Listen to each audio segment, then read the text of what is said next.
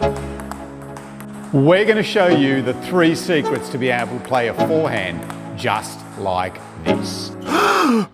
The first secret to a good forehand starts with your legs. Get yourself into a good basic stance, legs wide apart, knees bent and crouching forward. You want to be quite square to the table so that you can play forehands and backhands later just as easily. Secret number 2 lies in your start position. Get your racket down next to you, around hip height and facing exactly where you want the ball to go back to. From there, secret number 3 lies in the finish position. Where you want to finish with your racket is up around near your right eyebrow if you're a right-hander. So putting these 3 secrets together, get yourself into a good basic stance, square to the table. Start with your racket next to you, facing where you want the ball to go. Finish with your racket up near your right eyebrow.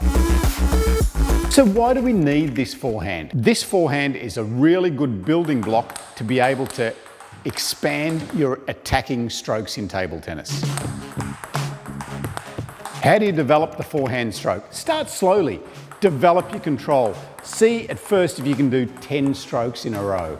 If you can do that, do them slowly, then you can start to perhaps build the speed, start to build the consistency. See if you can get 30, 50, 100.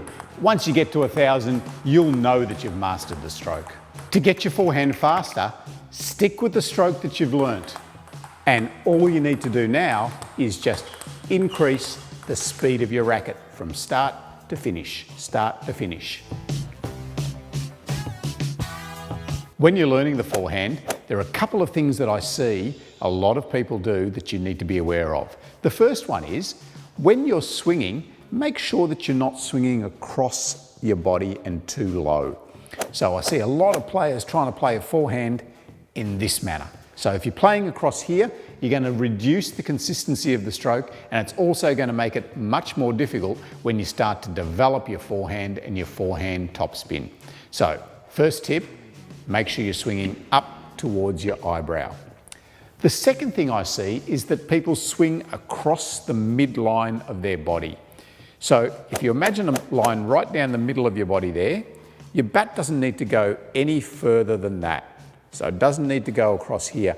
And the reason for that is that it then takes longer to get back for the next stroke. And the third thing that I see is that players, when they start to learn the forehand, set themselves up in a nice comfortable position for their forehand, which is quite side on to the table, which is easy to play forehands, but it's not practical in a game situation.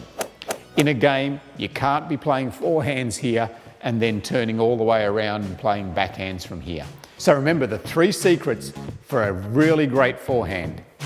Your stance, your start position, and your finish position.